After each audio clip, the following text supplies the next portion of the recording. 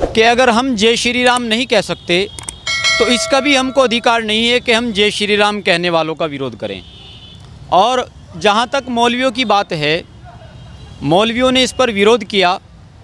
उन मौलवियों से मैं कहना चाहूँगा कि हम आपको ये नहीं कहते कि आप जय श्री राम बोलो, लेकिन हमारा ये मानना है कि जो जय श्री राम बोलने वाले लोग हैं, आप उन पर कीचड़ मत उछालिए। आपको अधिकार नहीं है किसी सनातन धर्म या अन्य मज़हब के धर्म गुरु पर कीचड़ उछालना। देखिए, कुछ कट्टरपंथी मौलवी हैं, मैं सबको नहीं कह रहा हूँ, कुछ कट्टरपंथी मौलवी हैं इस तरह के जो हमेशा भड़काऊ भाषण देते हैं और जिनका नुकसान इस कौम को हमेशा भुगतना पड़ता है और पड़ा है, और जिससे देश को भी काफ़ी नुकसान हुआ है।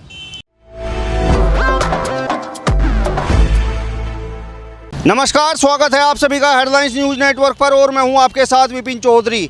अभी 2 नवंबर को देश के गृह मंत्री अमित शाह और प्रदेश के मुख्यमंत्री योगी आदित्यनाथ ने एक जनसभा को पुआरका में संबोधित किया।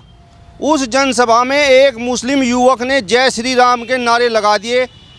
मुस्लिम युवक के जय श्री राम के नारे लगाने के बाद से अब बवाल मचा हुआ है।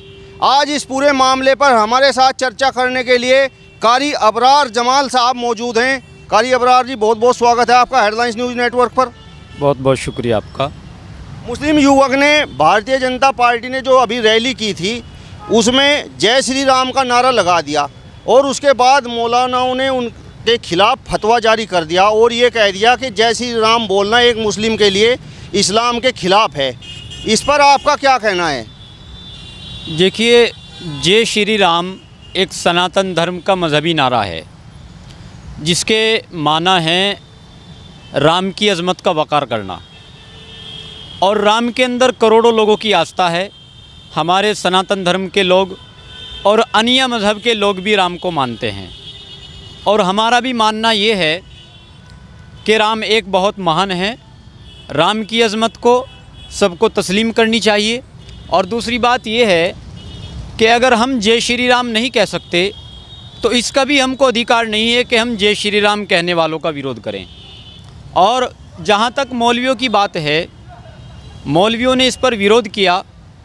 उन मौलवियों से मैं कहना चाहूँगा कि हम आपको ये नहीं कहते कि आप जय श्री राम बोलो, लेकिन हमारा ये मानना है कि जो जय श्री राम बोलने वाले लोग हैं, आप उन पर कीचड़ मत उछालिए। आपको अधिकार नहीं है किसी सनातन धर्म या अन्य मज़हब के धर्म गुरु पर कीचड़ उछालना। यानी आपके हिसाब से मुस्लिम समाज के लोग जय श्री राम बोल सकते हैं, इस पर बवाल मचाने की ज़रूरत नहीं है? देखिए, जो इस तरह की सोच रखने वाले लोग हैं कि जय श्री राम अगर आप बोलेंगे तो आप इस्लाम से खारिज हो जाएंगे, आप पर कुफ्र का फतवा लग जाएगा, इस तरह के जो लोग हैं ये कट्टरपंथी सोच रखने वाले लोग हैं। और ऐसे लोगों को हमेशा भारत को नुकसान हुआ है। ऐसे लोगों से, ऐसी सोच का मैं बिल्कुल हदिये से बहिष्कार करता हूं, और मैं उन लोगों का समर्थन करता हूं कि जिन लोगों ने जय श्री राम के नारे लगाए, क्योंकि जाहिर है इस तरह का कोई अहम विषय, कोई इस तरह का अहम मुद्दा नहीं है।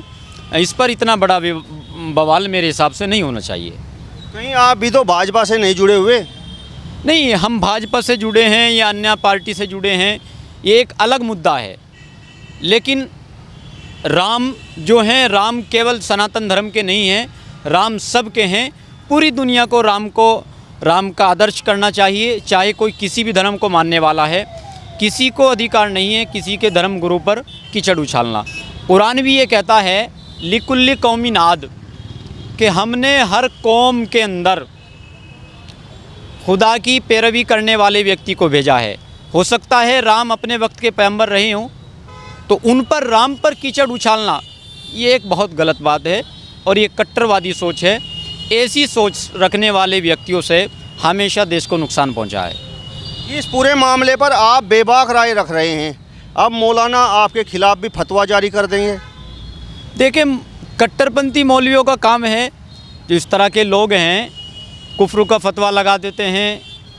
इस तरह के लोग हैं जो कह रहे हैं मुझे कि आप इस्लाम से खारिज हो गए, आप काफिर हो गए। देखिए, मेरा मानना ये है, अभी बहुत सारे फ़ोन आ रहे हैं मेरे पास, वो कह रहे हैं कि हज़रत थानवी ने लिखा है अपनी किताब के अंदर कि जो इंसान मुसलमानों के मौलवियों के ऊपर कीचड़ उछालता है उसका मुंह मरते वक्त किबले की तरफ से हटा दिया जाएगा।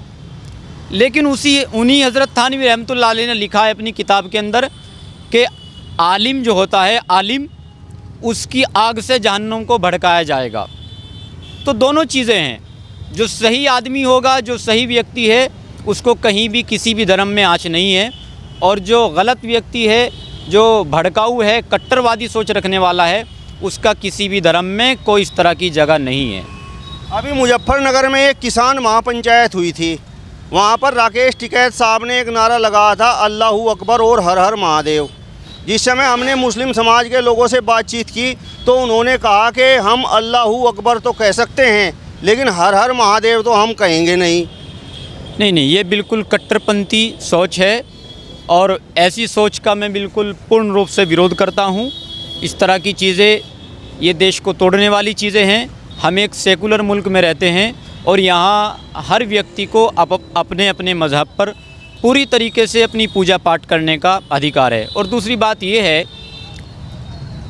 कि जाहिर है कि राम भी एक है, अल्लाह भी एक है। हर व्यक्ति की अपनी अपनी आस्था है।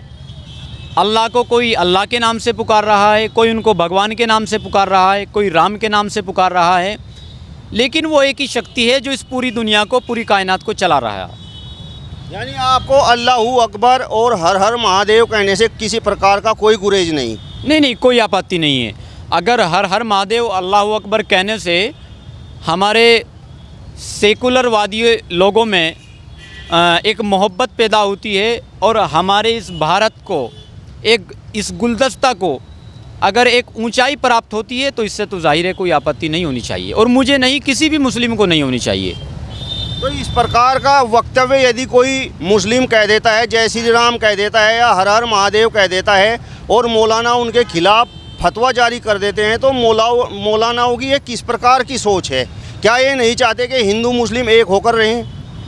देखिए, कुछ कट्टरपंथी मौलवी हैं, मैं सबको नहीं कह रहा हूँ, कुछ कट्टरपंथी मौलवी हैं इस तरह के, जो हमेशा भड़काऊ भाषण देते हैं, और जिनका नुकसान इस कौम को हमेशा भुगतना पड़ता है और पड़ा है, और जिससे देश को भी काफ़ी नुकसान हुआ है।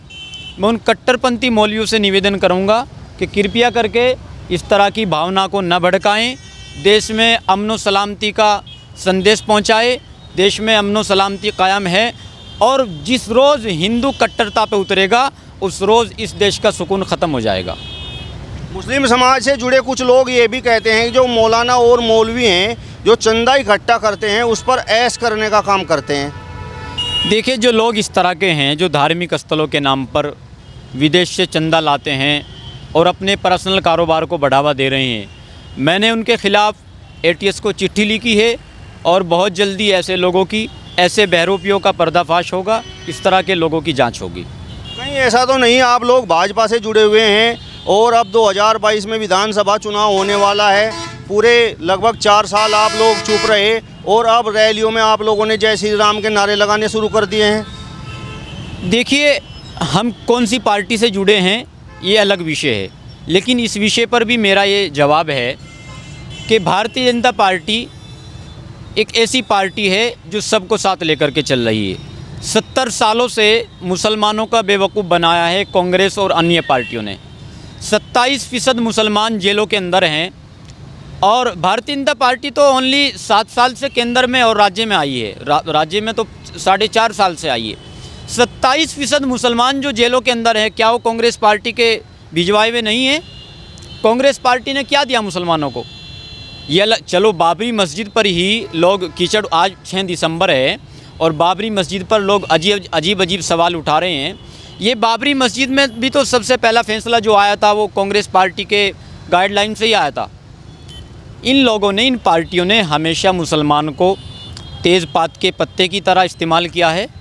केवल इन लोगों ने मुसलमानों के अंदर नफ़रत भरने का काम किया है, और ये विपक्षी पार्टियों के पिट्ठू हैं जो इस तरह की भावना को भड़काकर वोट बटोरने का काम करते हैं। मुस्लिम समाज के बड़े नेता रहे काजी रशीद मसूद साहब ने भी एक बार कह दिया था कि मैं वंदे मातरम नहीं कहूँगा। देखिए, जहाँ बहुत सारी जगह ऐसा होता है जहाँ के जो लोकल नेता होते हैं और जिस समय उनको मुसलमानों का वोट चाहिए होता है तो वो टोपी लगा कर के नमाज़ पढ़ते हैं, और जब उनको हमारे भारत के देशवासियों का यानी कि हमारे हिंदू भाई का वोट की ज़रूरत पड़ती है तो वो वंदे मातरम नहीं, वो तो मंदिर में जाकर पूजा भी करने के लिए तैयार हो जाते हैं। ये तो एक राजनीतिक मुद्दा है। तो ये थे हमारे साथ में कारी अबरार जमाल, जिन्होंने एक मुस्लिम युवक के जय श्री राम के नारे लगाने पर अपनी बेबाक राय रखी है। यदि आपको ये वीडियो पसंद आया हो तो इसे ज़्यादा से ज़्यादा शेयर कीजिए, लाइक कीजिए, कमेंट्स कीजिए और हमारे चैनल को भी सब्सक्राइब कीजिए।